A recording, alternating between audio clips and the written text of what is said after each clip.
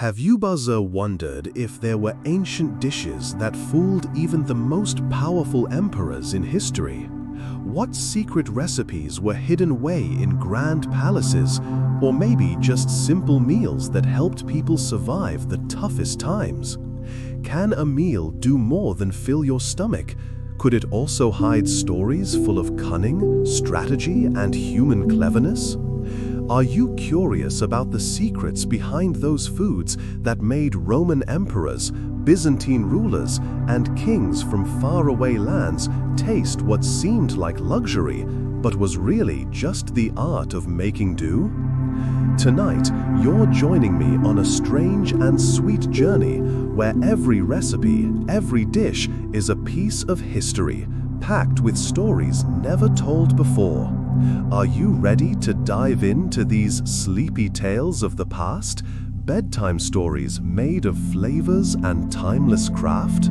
You're standing in a pantry. Not your pantry, and not one from any cookbook you've seen. This one's carved from stone, cool and damp, with shelves worn smooth from centuries of touch.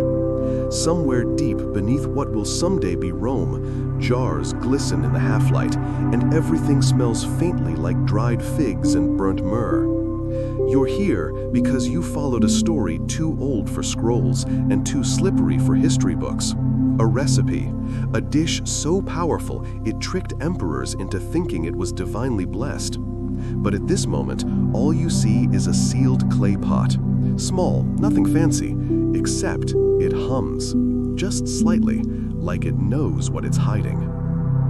The ancient Roman elite were obsessed with food, probably because their politics were such a dumpster fire. Dinner was the only place they had control.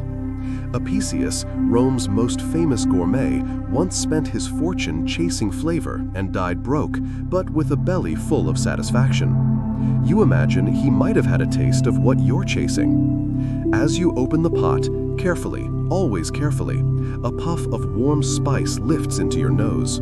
Sweet but earthy, like cinnamon got into a bar fight with cumin and made up afterward over wine.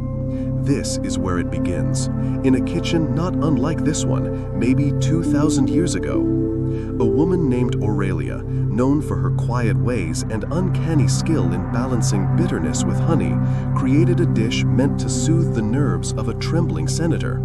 He thought it was comfort food. She called it quiet thunder. No one wrote down the full recipe. That was the point. Aurelia believed food should live in memory, not ink. But parts of it slipped into the world, through taste, through whispers, through soldiers who licked their fingers and told cooks to make that thing with the soft fire taste. You move through the pantry, brushing past a vine of dried dates, your fingers brushing dusty glass. You hear it now, the murmurs of a Roman kitchen in full swing. Iron pans scraping, oil sizzling, someone shouting about garum ratios like it's a matter of life or death. Maybe it is. What made this dish so remarkable wasn't just taste, it was the illusion. The original had no saffron, but emperors swore it shone gold. It had no meat, but senators fought over the tender lamb. A food illusion so complete it passed palace scrutiny, priestly blessing, and one deeply skeptical parrot who apparently repeated "delicious" for 3 days straight. Some say the recipe used silphium, a spice now extinct. Others claim it was just clever layering, sweet wine reduced with onions, dates pounded with vinegar, then smoothed over with a glaze of aged honey. The texture was deceptive. Your mouth said rich. Your stomach said, "What even is this?" Historians still debate the core of the recipe. Some argue it was a psychological trick, color, scent, presentation, all priming the mind to taste luxury. Others insist there was a chemical reaction involved, one that created umami before science had a name for it. The only consensus, nobody agreed. There's one recorded moment that echoes down.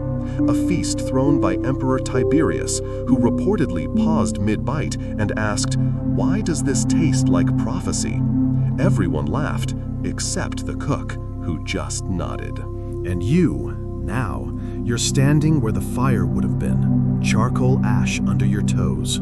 A cracked tile shows the faint engraving of a fish and a flame. That's where the pot once sat, gently bubbling, while outside the world spun through senators' arguments and plebeian shouts. A cat winds around your ankles. You don't know how it got here. You don't ask. Its fur smells faintly of time. What's strange is that no emperor ever asked for the recipe directly. They feared it, in a way, as if knowing might ruin the spell, or worse, break it. One story tells of Emperor Claudius trying to replicate the dish through his own chefs. The result? A dish that made half the court sick, and one senator think he could speak Latin backward. He couldn't, not even forward, really. You reach for a scroll tucked behind a loose stone. Ah, yes. It's not a recipe. It's a poem about longing, about warmth, about the sensation of tasting light. You smile. Aurelia was clever. Hide the truth in metaphor. It's harder to burn. The kitchen hums louder now. Not real sound, memory sound. The way your mind echoes with scenes that never belonged to you. A servant humming as she stirs. A child sneaking honey from a bowl. A whisper. Add more cumin. Just a pinch. Trust me. And somewhere in the distance, Rome burns. Not literally. Not yet, but you feel the edges of it, the tension in the air, the way great civilizations always carry the scent of something smoldering. The pot seals itself again, or maybe you close it without realizing. Either way, the scent lingers, spicy, warm, with a sharp citrus note that doesn't belong, but insists anyway. You step back, the pantry fades. You're not quite sure what you tasted, but it settles in your chest like a secret, and you know, without knowing how, that the journey's only just begun. You stumble forward, still tasting that phantom warmth on your tongue, and suddenly you're not in a pantry anymore, you're in a palace, a ridiculous one. Think peacocks inside, gold on the ceiling, and cushions so plush you could lose a senator in them. Welcome to the court of Emperor Elagabalus, a man so extra, even the sun god had to squint. You don't walk here, you glide. The marble beneath your feet is slick with rosewater. Perfumed air clings to your skin like a jealous lover. Somewhere, someone is playing a lyre very dramatically. It's that kind of night. And tonight is a feast. Not just any feast, but the feast. The one whispered about centuries later by trembling scholars and exhausted kitchen staff.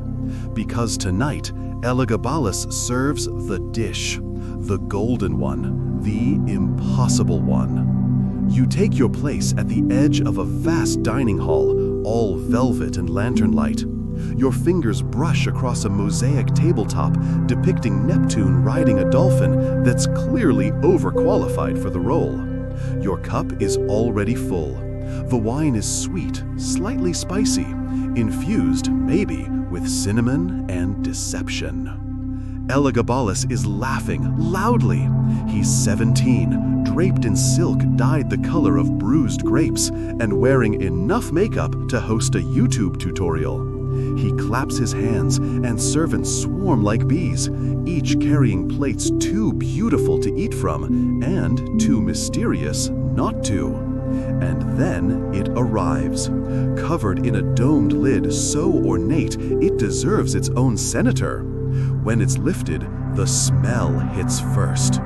Deep, smoky sweetness layered with something sharp and citrusy. You watch as steam curls like a Roman snake charm. Eyes widen, breaths catch. It looks like saffron-glazed lamb, arranged in golden folds and scattered with crushed almonds, and what might be edible petals, or might be real ones. Hard to say with Elagabalus. A senator whispers, divine. Another whispers, imported from the heavens. Only, it's not lamb. You know this. You see it in the texture, the sheen of the glaze, the way the meat gives just slightly under the spoon. This is the illusion. This is the ancient recipe. A whisper rolls through the hall. The emperor claims this is what the gods eat. Someone laughs nervously. Someone else eats it too fast and hiccups in Latin. You reach forward, pretend to take a bite. After all, you're here to observe, not interfere, and imagine the taste. It would be rich but oddly light, sweet at first, then complex. Spiced dates, vinegar-soaked onions, some kind of legume ground so fine it mimics the texture of braised flesh. A glaze of reduced must and honey seals it like lacquer. The trick? It's not meat. Not remotely. It never was. Some think the recipe began as a vegetarian workaround during religious festivals. Others believe it was designed to mock the gluttony of Rome's elite while giving them exactly what they craved. Historians still argue about what was actually in it. Some say lentils. Others insist it was crushed pine nuts as a base. There's even one deranged theory involving fermented barley paste and fish sauce aged in clay, because nothing says royal delicacy like funky grain goo. Regardless, it fooled them all. Elagabalus himself proclaimed a miracle on the tongue. He demanded it be served every full moon, which, for palace cooks, meant a monthly panic spiral followed by 12 hours of grinding, chopping, and existential dread. But the emperor didn't stop there. Oh no. Inspired by the illusion, he began using it as a party trick. At one feast, he had the entire dish dyed blue and told guests it was from a sacred spring. At another, he claimed it was made from phoenix meat, freshly reborn, of course. Once, to test loyalty, he served the real recipe to half the room and plain boiled grain to the other half. Those who praised the bland dish were promoted. Those who frowned, gone. Just gone. You trail behind the feast as it spirals out of control. Dancers twirl in golden chains. A small leopard is being fed pomegranate seeds by a senator who looks entirely too into it. Someone is crying because the wine is too beautiful. Someone else is trying to marry the plate. The illusion holds, for now, but illusions always crack. Later, in a quieter moment, you find yourself standing by the kitchen. The cook, older than she looks and quieter than the rest, scrapes the last of the glaze from a pan. She sees you, nods once. "This isn't real," you murmur. She smiles. No flavor ever is, but it's close. You want to ask her how she learned it, who passed it down, if she knows Aurelia. But she turns away, hands the pan to a young apprentice, and disappears into the steam. The next morning, the city wakes hungover and confused. The recipe? It vanishes again. Elagabalus never records it, and eventually, well, let's just say emperors that dramatic don't die peacefully. The kitchen burns, the apprentice flees, and the only copy of the formula is whispered down alleys and into other kitchens, carried not in ink, but on the tongue. And you step back, the scent of that golden knot lamb still haunting your nostrils, and realize this dish isn't just about food. It's about desire, perception, control. The perfect bite made of illusion and the power of people wanting to believe. Behind you, someone sneezes glitter. Of course they do. And just like that, the palace fades. The laughter dims. You're already walking toward the next echo of the recipe. Still hungry?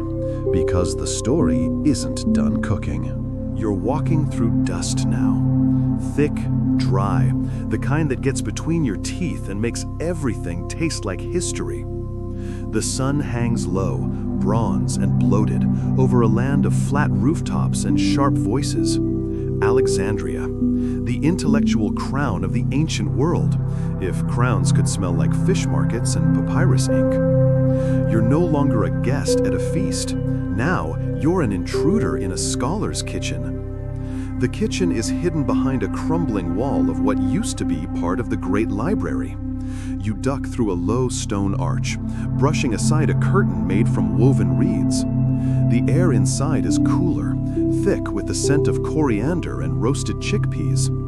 Someone hums softly, a scale you don't recognize. It sticks to your brain like honey on tile. Her name is Cassia, not a chef, not officially. She's a linguist, fluent in 6 tongues, able to curse fluently in 12. She claims she doesn't cook, but the bubbling pot on the coals begs to differ. You peer in. A stew, beige and unassuming. But then, wasn't that the point? Cassia glances up at you, smirks. "Looking for the Emperor's trek?" she says, stirring with a crooked copper spoon. "You're a few empires late." You sit. There's nowhere else to go. Dust settles on your shoulders like a lazy cat.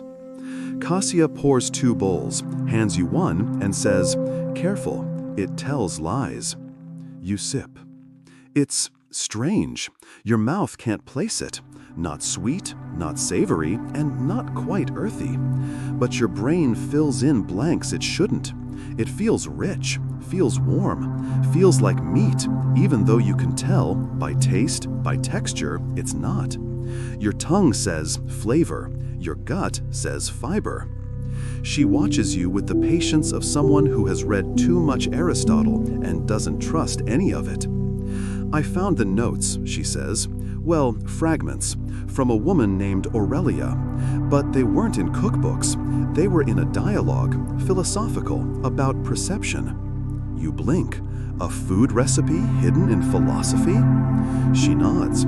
Of course. What else is taste if not perception pretending to be fact? She reaches behind her and produces a cracked shard of clay, lines of Greek etched hastily across its surface. A few words stand out. Me kreos, not meat. Another, noema, thought or perception. This isn't just food, Cassia continues. It's suggestion, it's scaffolding. The real dish isn't in the bowl, it's in your mind, building itself from memory and expectation. You laugh. "So I'm tasting my own delusion?" She shrugs. "Aren't we always?" Outside, a donkey brays like it's in a tragic opera. You hear merchants shouting prices, lovers arguing, someone preaching doom with exceptional flair. Inside, Cassia tells you the story of a Roman scholar who came here chasing the rumor of the recipe, not for flavor, but for power. He believed the dish could be used to manipulate, that if you could make someone taste what isn't there, you could make them believe anything. He tried to replicate it. He failed. He thought the secret was an herb, or a spice, or a method. He never realized it was something simpler: timing. Cassia taps her bowl. It's all about the order, the sequence. Heat this before that. Stir clockwise. Let this rest just long enough for memory to start guessing. It's like setting a trap for your own assumptions.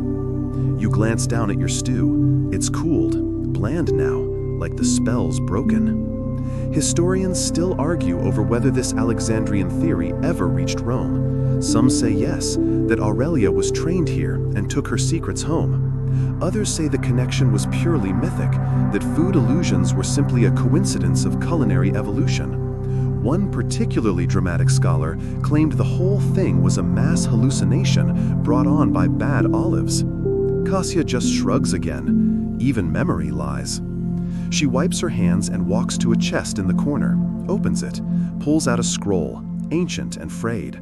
You recognize some of the writing, not words, diagrams, spirals and circles, a pattern, not a recipe. "This is the closest I've come to reverse engineering the method," she says, handing it to you. "But it's not enough. You need to feel the dish, or better yet, forget it."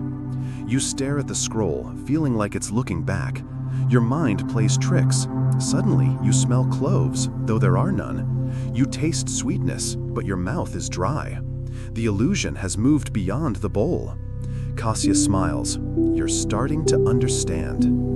You leave the kitchen not with a recipe, but with a rhythm, a pattern that loops in your thoughts like a song you can't quite name. The streets of Alexandria stretch out before you, sunlit and chaotic, but every sound, every scent feels sharper, more suggested than real. As you walk, you spot a street vendor selling fried pastries dusted with powdered resin. You could have sworn it was cinnamon. Maybe it still is. And somewhere in the distance, a scholar mutters about the senses being liars. You smile, because the dish is no longer something you need to find. It's something that's already inside you, waiting to be triggered, like a dream on the edge of sleep. You're not done chasing it, not by a long shot. But now you know the rules of the game. You're knee-deep in spice now. No, really. Coriander and cumin cling to your skin like stubborn glitter after a music festival. The heat has shifted. This isn't the dry, scholarly warmth of Alexandria anymore. It's heavier, stickier, humming with drums and street cries and a clatter of knives. You've landed in the middle of a market in medieval Baghdad, and the scent alone is enough to send your stomach into negotiations. Everything here moves fast. Carpets flap like sails in the desert wind. Traders argue with operatic passion over the cost of saffron strands. A child runs past carrying something fried and golden, laughing as he dodges a man yelling in 3 languages. You barely dodge a goat in a jeweled collar. Of course the goat's wearing jewelry. Why wouldn't it be? You follow the smell. Through stalls of preserved lemons and pickled turnips, under hanging lamps and iron lanterns, you finally reach a quiet door hidden behind crates of dried rose petals. It doesn't look like much, but when you knock, it opens, instantly, as if it was waiting. Inside, the air is still and cool.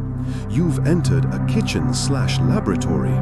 Spices are stacked in labeled jars. Scrolls and wooden boards cover the walls, and a cat lounges like royalty on a shelf beside a jar labeled Salted Intelligence. You're guessing that's a joke. Probably. The man here is called Jafar, but not that Jafar. He's a culinary polymath, which is code for likes to argue about nutmeg at dinner parties. He doesn't look up when you enter, just gestures to a stool and mumbles. If you've come looking for the illusion dish, take off your shoes and your assumptions. You do both. Jafar is working on something that looks deceptively like roasted duck, but smells faintly of lentils and vinegar. He fans it with a piece of parchment covered in notes. His cat yawns and knocks over a jar of cinnamon. No one cares. He starts talking, not to you exactly, but to the air. There's a dish mentioned in the Kitab al-Tabikh, written by a cook of the Abbasid court. It fed caliphs and fooled crusaders. They called it Alam al-Makfi, the hidden meat. But it was never meat, it was always memory. You nod like you understand. You don't, yet. He turns to you suddenly. Taste this. It's a small bite, wrapped in fig leaf, warm from the coals. You hesitate, then chew. Your mouth fills with the flavor of lamb marinated in honey and vinegar, slow roasted with garlic and thyme. But you know it's not lamb. There's a sweetness you can't place, a strange texture, slightly gritty. It melts like braised mussel, but there's no meat fiber. Your brain does backflips trying to categorize it.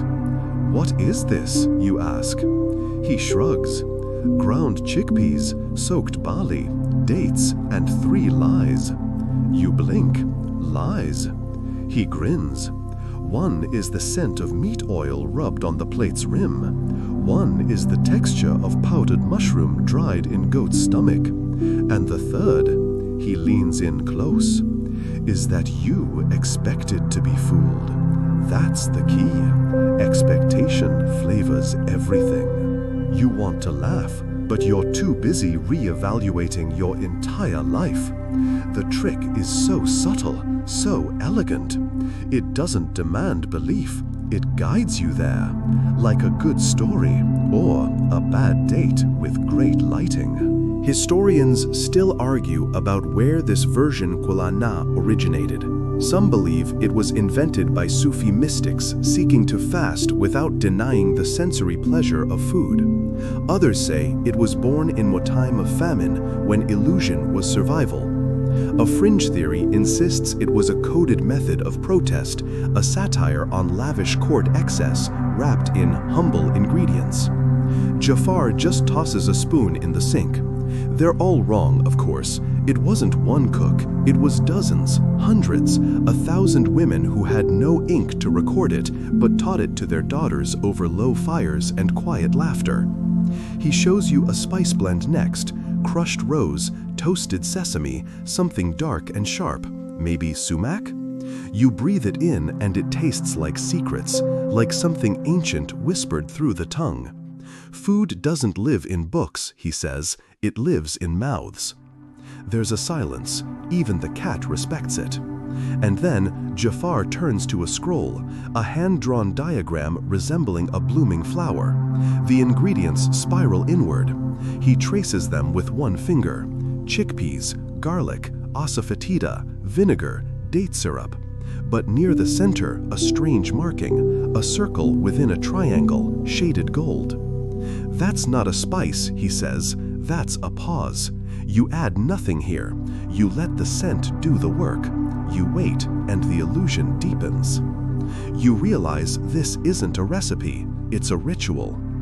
You sit back, watching him prepare another round, but your mind is already whirring. If the recipe's strength lies in how it deceives, then it changes based on who makes it and why.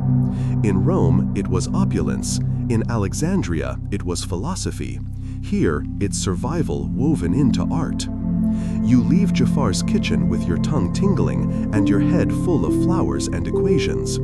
He tells you nothing else, only hands you a cloth bundle of crushed spice. For when you're ready, he says. You step outside and the world smells different. Everything stronger, shadows longer. The market is louder, but you no longer feel lost in it. You know what you're chasing now. Not a recipe, but a question. How real can flavor be if it only exists in your belief?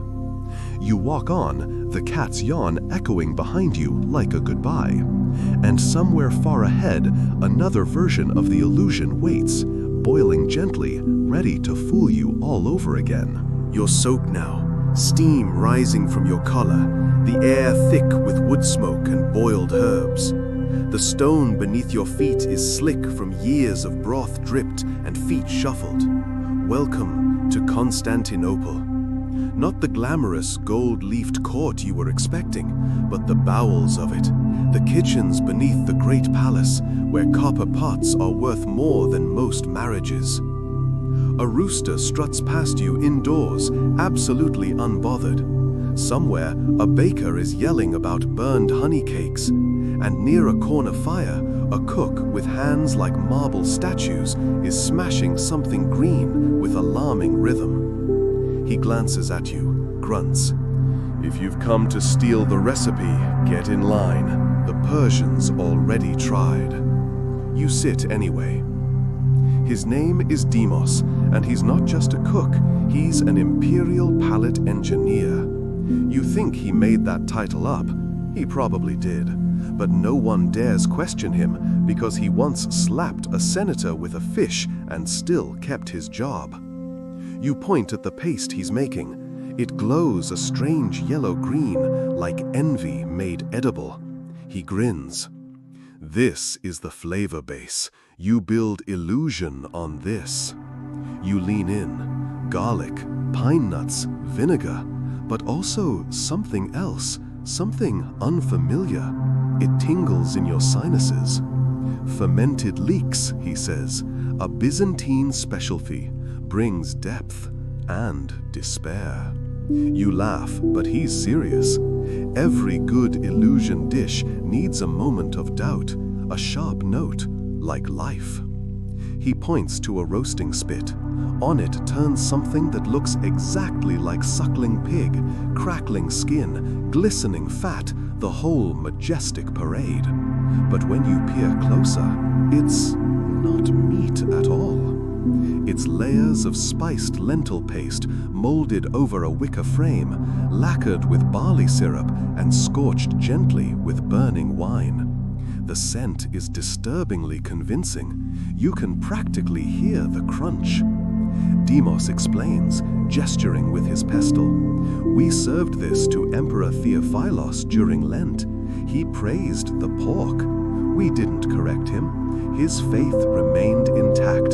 So did our heads. You nearly choke on your laugh. That's impressive deception. He shrugs. Faith is all illusion anyway. Why not dinner too? There's an entire category of Byzantine dishes known unofficially as phantasma trapezia, table illusions. Records suggest they were a mixture of culinary showmanship, political necessity, and sometimes gentle rebellion. Fasting was mandated, meat was sinful, but hunger, Demos says, was always louder than doctrine. So they made their own loopholes. Historians still debate the extent of these dishes.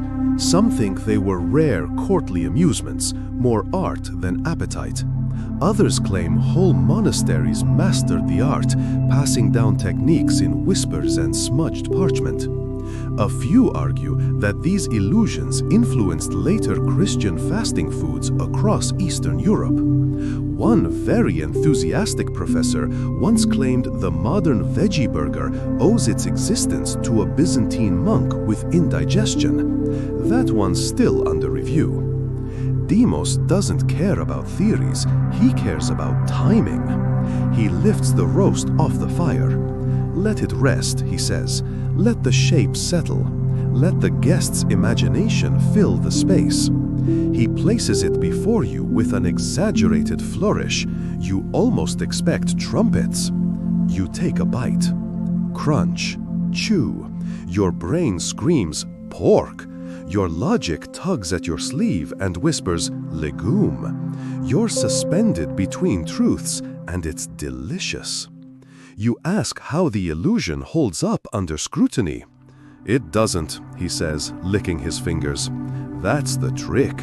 You never give them time to inspect. Serve fast, distract, pour wine, tell a joke. Let their own memories fill the gaps. It hits you. This isn't just food, it's misdirection. Magic show meets meatloaf, culinary sleight of hand.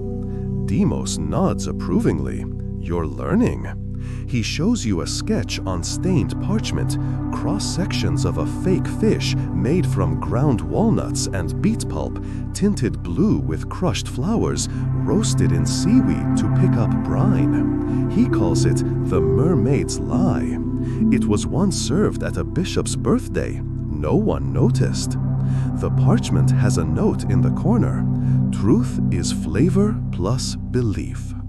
You want to ask for the recipe, but Demos just hands you a spice packet and says, try failing a few dozen times first. That's how we all start. You step out into the palace courtyard, your breath curling in the chill. Snow is falling gently now, dusting the stone and softening the edges of the world. Somewhere behind you, a bell rings for Vespers. Your stomach is full of things that aren't what they claimed to be, and your mind is hungry for more. Because the ancient recipe, the one that fooled Roman emperors and outlasted empires, isn't a single dish. It's a principle. Build the illusion with care. Let belief do the rest. And if it all falls apart, blame the leaks.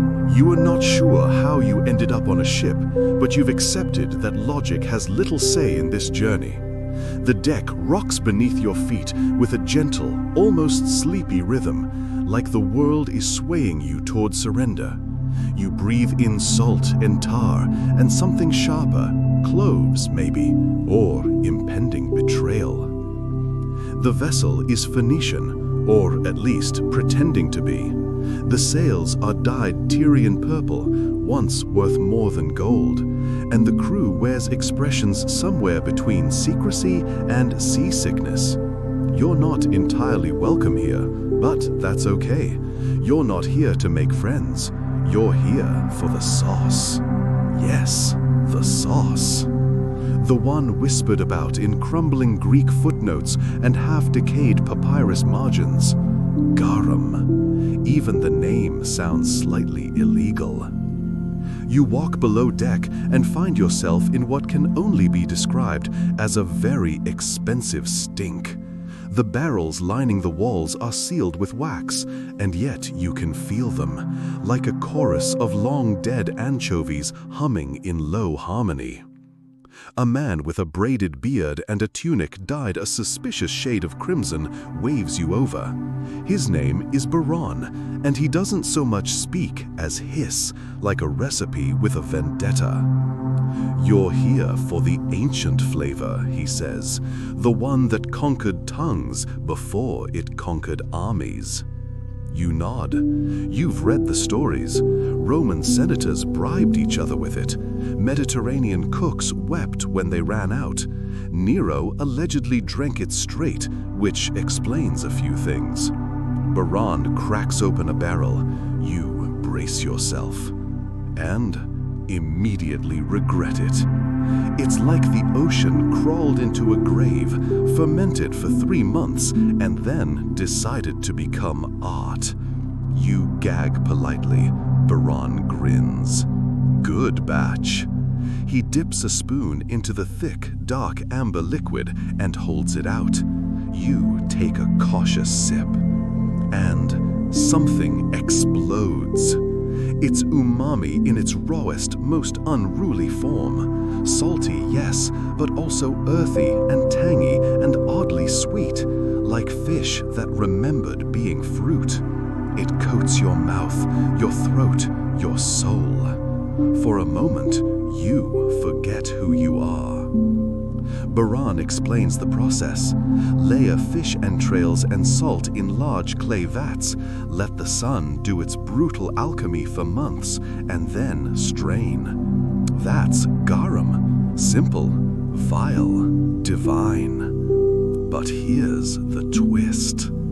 This, he says, holding up a second jar, is not garum. It looks the same, smells almost identical, but when you taste it, surprise, it's fake.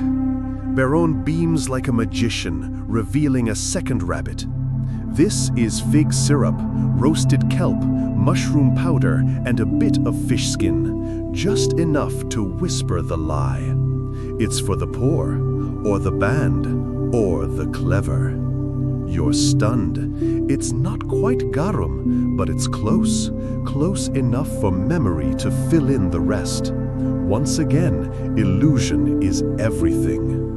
There's an old Roman anecdote, one of those half-true tales historians still bicker over, that Emperor Tiberius once held a feast where all the dishes were entirely plant-based, but designed to look, smell, and taste like meat.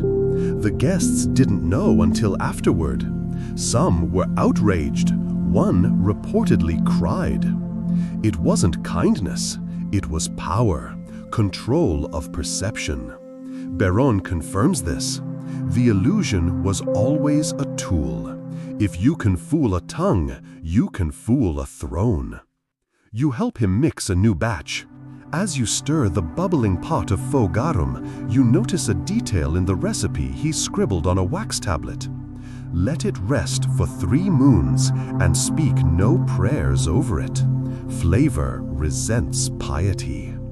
You wonder if he's joking. He isn't. As the ship nears a foreign port, maybe Carthage, maybe Naples, who can tell anymore, Baron hands you a sealed amphora and a quiet warning. Don't open it unless you need to, and if someone asks if it's real, lie better than the sauce. You disembark at dusk, the jar warm against your chest like a heartbeat. The scent clings to your fingers, your clothes, your thoughts. The illusion is deep now. Food that pretends to be meat. Sauce that pretends to be history. You start to realize you're no longer just chasing a recipe. You're becoming part of it. A walking contradiction, just like the knockoff, wrapped in memory, mischief, and the faint aroma of fermented fish dreams. You step into the next city with your tongue trained in lies and your appetite sharpened by secrets. And somewhere, you swear you hear Nero laughing. You're trudging through the sands now, fine golden dust that slips into your sandals and makes you question your life choices. The sun isn't just above you, it's around you, pressing against your skin like a judgmental aunt.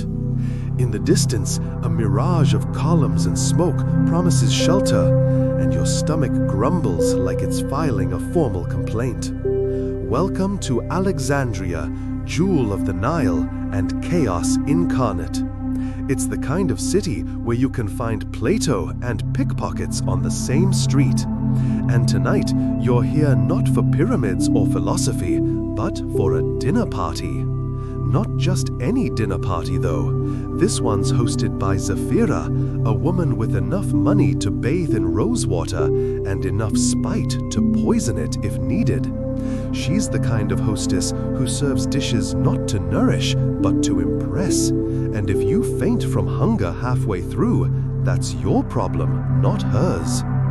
You arrive at her villa just as the sky turns gold and pink, and a servant, draped in silk, dramatically underpaid, ushers you through marble halls smelling of incense and impending rivalry.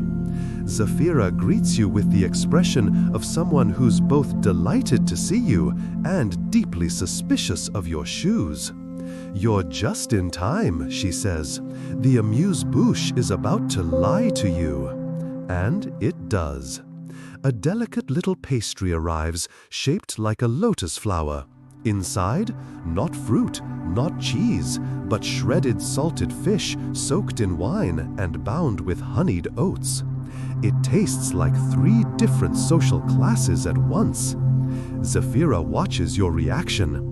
You make the appropriate noises of delight and mild confusion. She nods approvingly. "Food should surprise you," she purrs. "Otherwise, it's just digestion."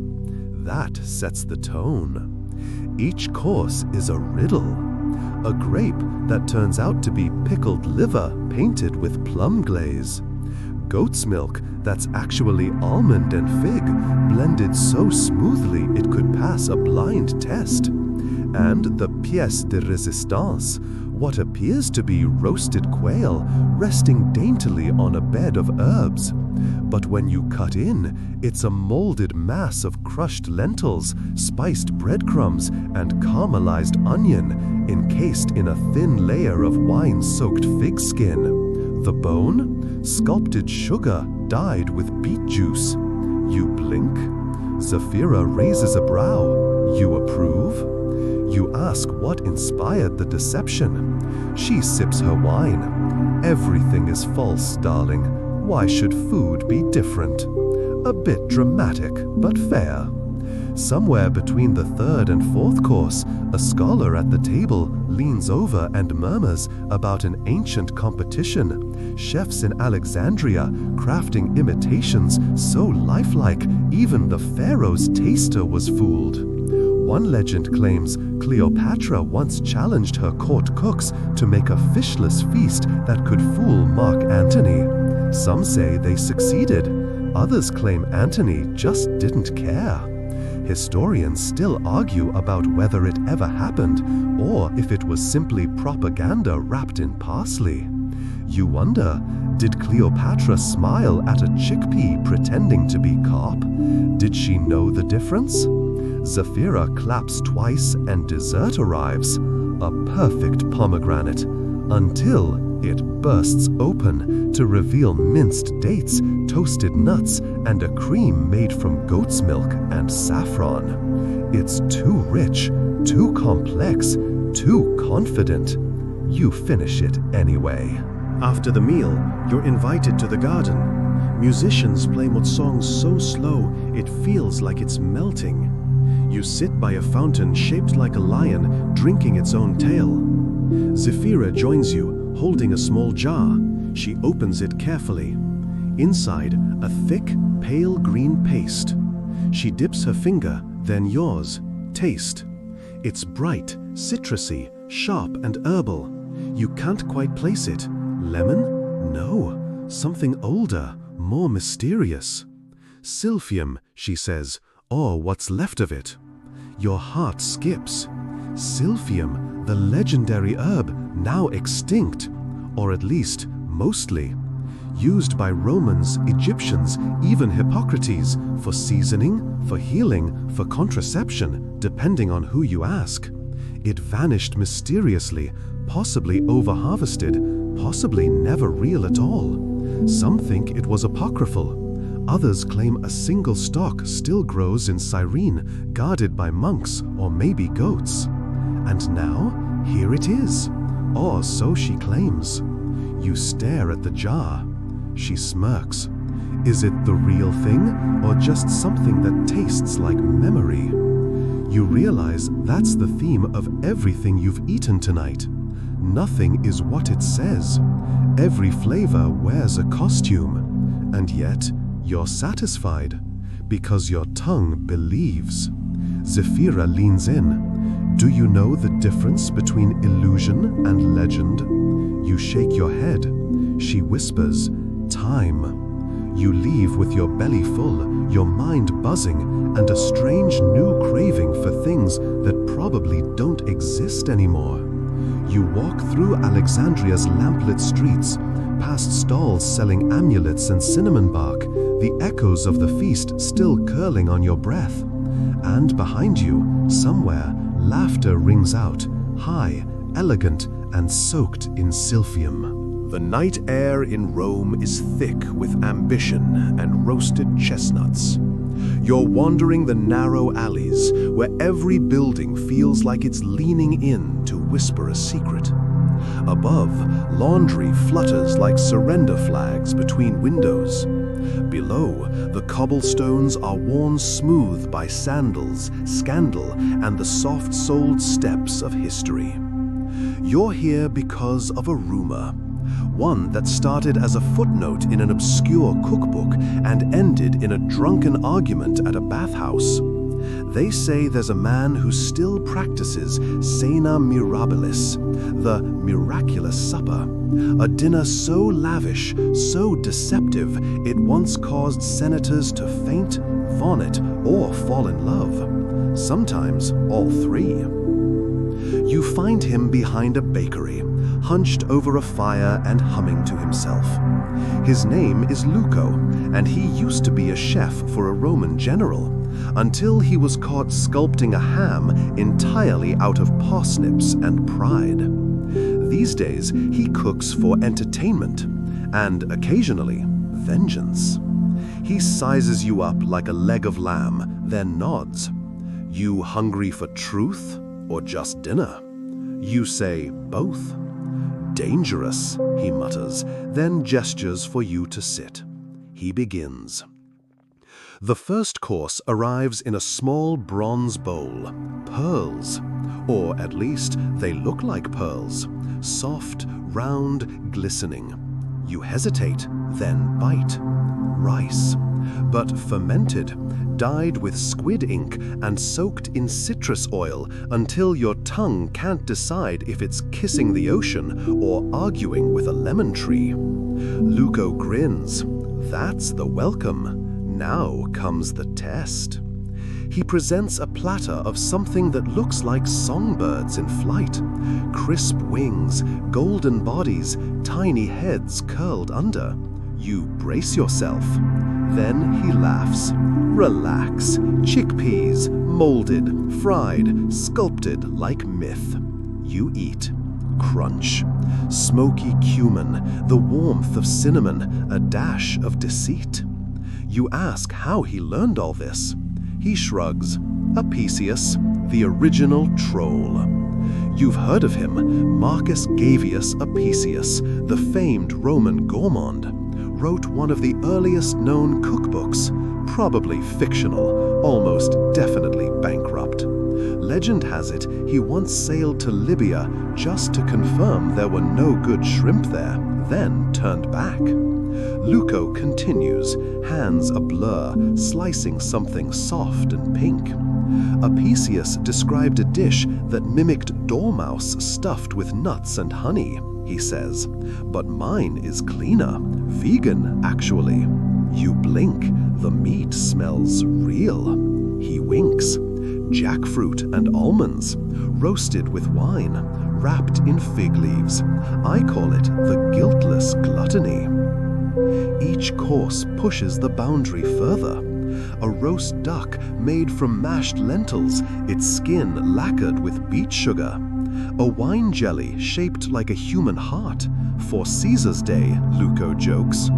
A cheese wheel that's actually fermented millet rolled in ash and mystery. It's not just food, it's theater, magic, a satire of appetite. And it's not new. Luco tells you that Roman nobility often played these tricks at banquets. The point wasn't just to feed, it was to impress, deceive, dominate. The emperor's table was a stage, and every dish a punchline with a price. Once, he says, a senator served a whole boar that turned out to be a bread sculpture. His rivals laughed so hard they forgot to vote. Historians still debate whether that incident actually happened. Some claim it was satire written centuries later. Others argue it inspired the edible centerpiece trend across medieval Europe. Either way, someone choked on a crust and someone else gained power. You lean back, belly full and confused. Luco sits beside you, handing over a final bite, a simple biscuit, shaped like a coin. You nibble, sweet, warm, with a hint of salt. Roman soldiers were paid in salt, he says, but their wives, they baked it into love notes. You smile. Is this one real? He shrugs. What's real? The salt? The story? The hunger? You don't have an answer. Later, as you walk through the streets of Rome under a waxing moon, you think about what it means to taste history. Not the facts, the dates, the emperors, the battles, but the flavors, the little lies wrapped in butter and breadcrumbs, the myths that melt on your tongue and leave you wondering what else might have been true or false. You pass a fountain where someone's carved the Latin words, fama est sapor temporis. Reputation is the flavor of time. You think Luco would approve. And just like that, you disappear into the Roman night, stuffed with secrets and still a little bit hungry. The rain in Gaul is polite but persistent, like a guest who insists on wiping their feet but still muddies your floor. You've arrived in Lugdunum, present-day Lyon, just as dusk turns the rooftops slate gray and the taverns warm their ovens for the evening crowd.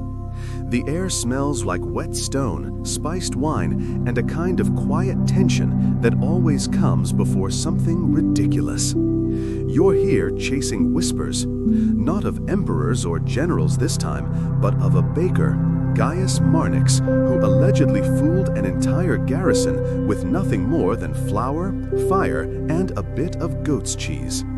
You step into his bakery through a beaded curtain that might once have been fashionable and find yourself in a cloud of steam and sarcasm. Gaius is stirring a cauldron of something both comforting and suspicious. He's tall, ruddy, with arms like kneaded dough and a beard that looks like it's hiding smuggled goods. Looking for truth? He asks, without looking up. It's in the second oven, under the lies. Classic Gaius. He motions for you to sit on a worn stool by the hearth and slides a tray of what looks like meat pies from the flames. They're not meat, he says, not even close. You bite into one. It's warm, flaky, and tastes shockingly like roast lamb, until the aftertaste hits, a nuttiness that gives the game away. Lentils, walnuts, a dash of fermented barley. You raise an eyebrow. Gaius smirks. Had to invent it. Soldiers kept demanding meat. Supply chain said no. My stomach said absolutely not. And so he created it. A pastry so convincing, it reportedly fed a Roman fort through 2 winters without a single pig harmed.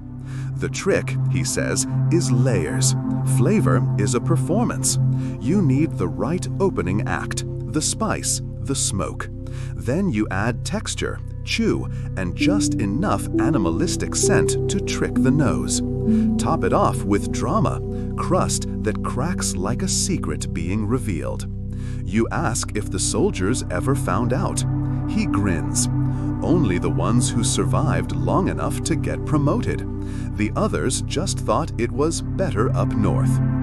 The locals still talk about the great meat ruse of 63 AD. Some scholars dismiss it as tavern myth. Others point to supply records, oddly low on livestock, suspiciously high on chickpeas. History's undecided. Gaius doesn't care. You spend the evening watching him work, rolling dough, carving vegetables into deceptive sculptures, a radish shaped like a tiny rabbit, a turnip masquerading as a bone. He's part chef, part illusionist, part middle finger to imperial logistics. And in his oven, rebellion rises like bread. There's a quiet kind of magic here, more humble than the palatial feasts of Rome or the sparkling banquets of Alexandria. This isn't about spectacle, it's about survival with style. People think faking meat is new, Gaius mutters, but we've been doing it since before vegetarian had vowels. Later, he hands you a small package wrapped in waxed cloth. For the road, he says. Inside, a loaf of black bread, dense and fragrant. You break it open and find a filling of mashed roots, cracked pepper, and a strange sweet heat. Mustard seed maybe, or just a baker's grudge. He calls it the Emperor's regret. When you ask why, he shrugs. Because if Augustus had tried it, he'd have conquered fewer things and eaten more lunch. It's hard to argue with that logic. As you leave, Gaius waves a flower-covered hand and shouts, "Tell the world, but lie a little, makes the story tastier." Outside, the rain has stopped and the streets glisten like old coins. You chew on the bread as you walk and feel it settle in your stomach like a memory passed down through crust and spice. Somewhere behind you, an oven door slams shut, sealing in another batch of edible fiction. And for a moment, you feel like maybe you're the one being baked, kneaded by history, flavored by curiosity, and browned just enough to pass as someone who understands what all this means. But mostly, you're just full. And that, you think, is enough. For now. You find yourself standing at the gates of Constantinople, a city that hums like a living mosaic under the fading light. The air is thick with the scent of spices from distant lands, cinnamon, clove, and something earthy, like ancient secrets stirred into a pot long forgotten. You slip past bustling markets where merchants shout deals as if their lives depended on it, which, given the cutthroat trade here, might just be true. Tonight, your quest is not for gold or glory, but for a recipe whispered among the palace cooks, one so cunning it supposedly tricked even the Byzantine emperors into second helpings without suspicion. You're led into a dimly lit chamber where a grizzled woman named Eudokia stands over a simmering cauldron. Her hands move deftly, tossing herbs and stirring with a wooden spoon worn smooth by generations. "This," she says, voice low and knowing, is the secret of the Hippocras stew. Hippocras? You think of the wine laced with spices and honey you've tasted before, pleasant, sweet, and dangerously deceptive. Eudokia explains that this stew is a culinary illusion crafted to disguise the poorest cuts of meat and hidden roots as something fit for an emperor. It was a practical dish during times of siege, famine, or when taxes left the kitchens dangerously bare. You taste it. At first, the stew is rich and comforting with the warmth of cinnamon and the bite of black pepper, but beneath it, a subtle bitterness lingers. Artichoke hearts? Wild herbs? Something you can't quite place, but that somehow deepens the flavor into complexity. She tells you stories of Emperor Justinian's court, where dishes like this kept the nobles satisfied during long winters when food was scarce but expectations high. Some courtiers swore that the stew had magical properties, strengthening the body while soothing the mind. Historians debate whether Hippocrates was a real dish or a myth spread by monks who wanted to discourage indulgence. But here, in this humble kitchen, it's as real as the crackling fire and the soft hum of the city outside. Eudokia smiles faintly, sharing a secret. The key ingredient is patience. The stew simmers for hours, allowing flavors to meld and disguise each other, much like the palace intrigues it quietly witnessed. She serves you a bowl, urging you to savor every spoonful. You notice how the heat creeps in slowly, like a whispered warning. This stew, she says, is more than food. It's a lesson. Sometimes what's hidden beneath the surface is what sustains us. As you leave, the streets of Constantinople shimmer under lantern light, a blend of East and West, old and new.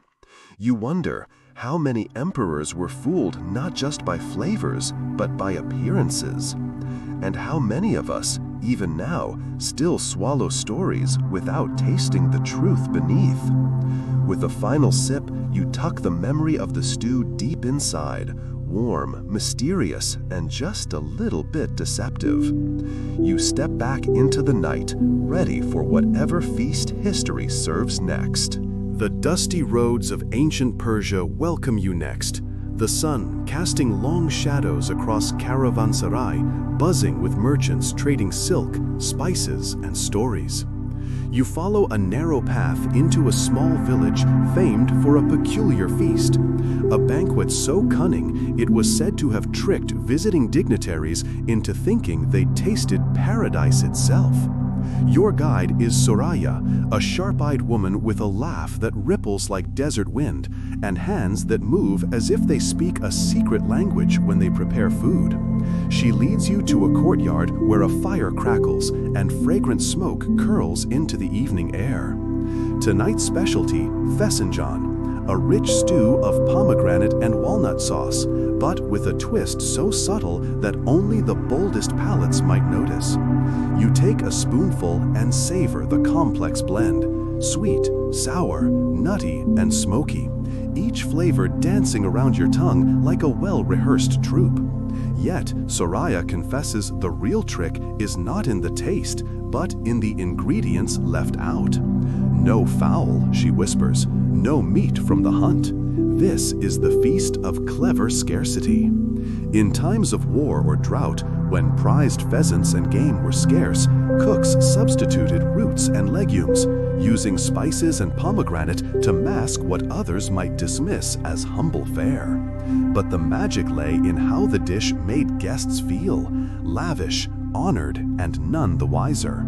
Soraya shares tales of Persian nobility, whose banquets balanced on the knife edge between excess and restraint, where dishes like fesenjan were both comfort and cunning. Some historians suggest that this stew's recipe was a political tool, a subtle signal of resilience and adaptation during hard times. You watch as a musician strums a santur nearby, the notes weaving through the night like the flavors on your palate. Soraya smiles. Food is more than nourishment. It's diplomacy, disguise, and sometimes deception. As the stars blink awake overhead, you realize that every spoonful carries not just flavor, but history's whispered secrets of survival, creativity, and the fine art of making the ordinary extraordinary. You lean back, the warmth of the fire mingling with the glow of understanding. And in that moment, you taste something ancient and enduring, a recipe not just for food, but for life itself. The sun dips low over Alexandria, its golden rays spilling like honey onto the bustling harbor. Ships creak against the docks, and the salty breeze carries the scent of spices, fish, and the kind of stories that stick to your ribs like a well-made stew. Here, where east kisses west, you're hunting a tale as rich as the city itself, a recipe so clever it once fooled philosophers and emperors alike. You find yourself in a dim, incense-scented kitchen tucked behind a library famed for scrolls that crumble at a touch. The cook, a wiry man named Diodoros, greets you with a grin sharper than a carving knife. "Ah, you seek the ambrosia of the Nile," he says, eyes twinkling, "a dessert that tastes like heaven but is made from humble earth." Diodoros serves you a bowl of what looks like cream, but with a golden hue and flecks of pistachio and rose petals floating like jewels. You take a spoonful, silky, sweet, with a whisper of saffron and honey that lingers like a secret kiss. He tells you that the dish's true genius is its origin. It was invented during a grain shortage when dairy was scarce and sugar was a treasure only kings could afford. Using fermented chickpea water and a clever mix of nuts and spices, cooks created a dessert that mimicked cream's richness and luxury, fooling the palate and satisfying the soul. Scholars still debate whether ambrosia was truly served at the royal table, or if it was a myth propagated by Alexandrian poets to dazzle foreign visitors. But Diodoros insists it saved many a feast and many a reputation.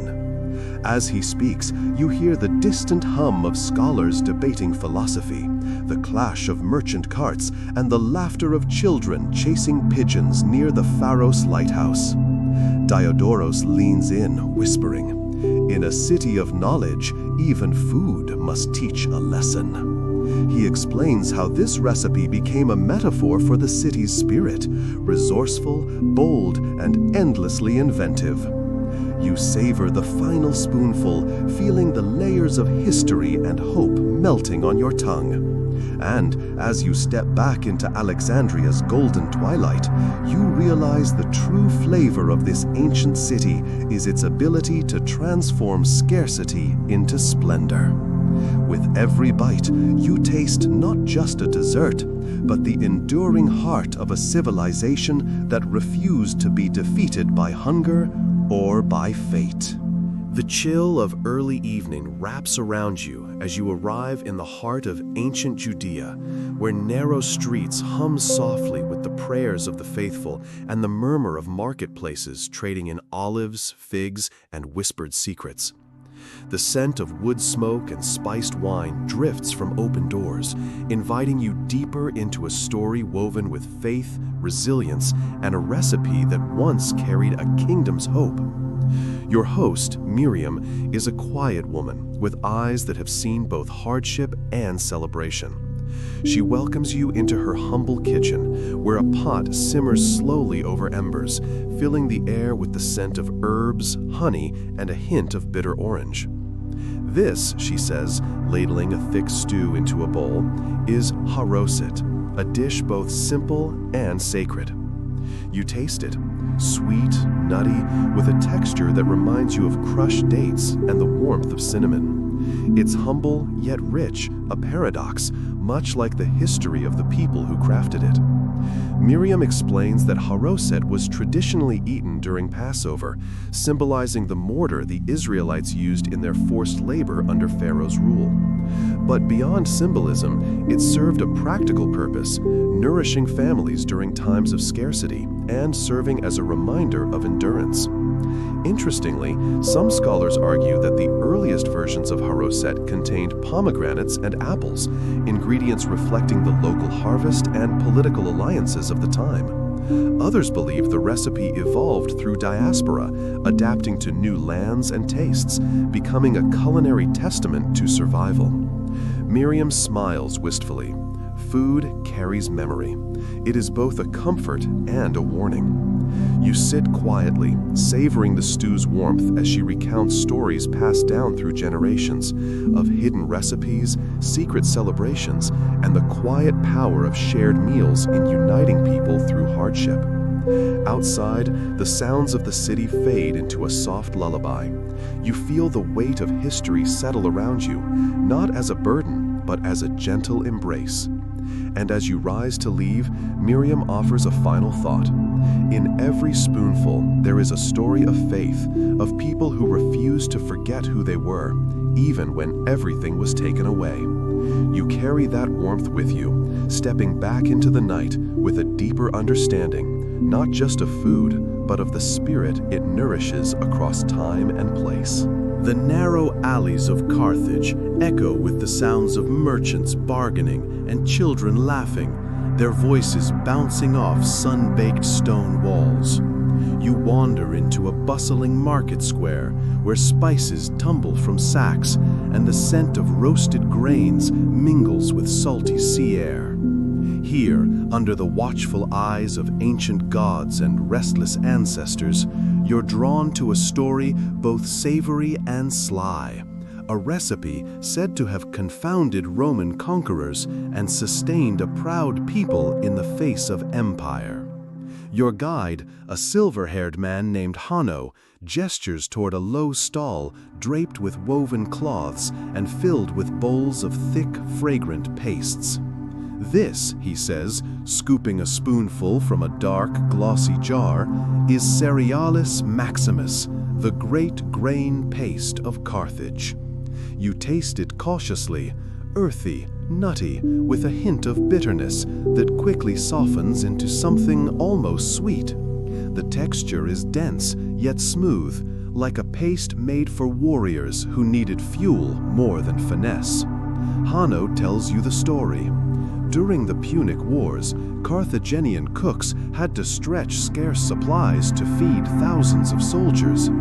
They devised a concoction mixing crushed grains, wild herbs, and fermented honey, creating a filling meal that masqueraded as luxury. The paste was spread on flatbreads or eaten plain, tricking even the most discerning Roman soldiers into underestimating the tenacity of their foes.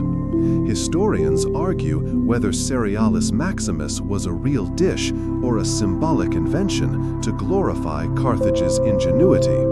Yet fragments of ancient texts hint at its existence, praising its ability to strengthen the body and spirit. Hanno chuckles. The Romans thought they'd starve us out. Instead, we fed ourselves, stories, and full bellies.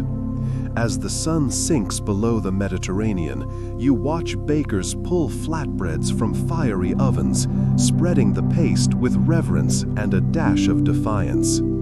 This isn't just food, it's a statement. A reminder that even in defeat, culture survives, adapts, and sometimes fools its enemies with nothing but a clever recipe. You take one last bite, tasting history baked into every grain. And as the stars emerge over Carthage, you feel the pulse of a city that refused to vanish, its spirit folded into the flavors of resilience and rebellion. You walk away, carrying the taste of an empire's quiet defiance lingering on your tongue. The air is soft and cool as night drapes itself over Rome once again, this time quieter, more reflective. You find yourself wandering the ancient streets, now emptied of the clamor and chaos of day, bathed instead in the gentle glow of oil lamps flickering like fireflies.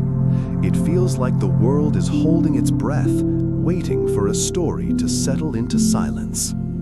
You carry with you the echoes of all the meals, secrets, and clever deceptions you've tasted along this journey, a tapestry woven with the flavors of empires and the whispers of cooks who turned scarcity into art. Tonight, you settle beneath the shadow of the Palatine Hill, where the earliest emperors once dreamed big dreams, and sometimes dined on dishes that were less than what they seemed. You think back to the layers of flaky pies that fooled hungry soldiers, the simmering stews that masked poverty with spice, and the sweet ambrosias that turned chickpea water into liquid gold. These recipes were more than food, they were stories. Each bite a message, a lesson, a rebellion wrapped in crust or simmered in shadow. Historians still debate their origins, their ingredients, their very existence. But perhaps that's part of the magic. These tales linger not because they're perfect facts, but because they capture something essential about us all: the hunger for survival, the cleverness to adapt, and the quiet joy in sharing a meal that nourishes body and soul alike. As you breathe in the night air, you feel the gentle hum of the city, a lullaby carried on warm breezes. Your eyelids grow heavy, the sounds and scents folding around you like a soft blanket. Remember, in the quiet moments between waking and dreaming, the past is never truly gone. It lives in the flavors we crave, the stories we tell, and the secrets we savor. So, as you drift away tonight, carry these sleepy tales with you, a feast of history and imagination woven into your dreams. Now, close your eyes and let the gentle night carry you home.